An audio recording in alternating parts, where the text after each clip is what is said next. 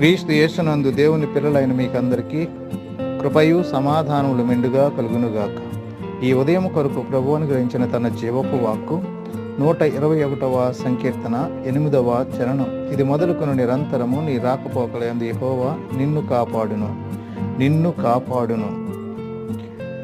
యెహోవా వలననే నాకు సహాయము కలుగును అని దావీదు తన కీర్తనలో పాడుతూ యాత్రలో జ్ఞాపకం చేసుకుంటూ ఉన్నాడు. ఈ జీవితంలో కుటుంబం, స్నేహితులు, ఐశ్వర్యం ఎన్నటికీ మన అంతిమ ఆధారం కావు.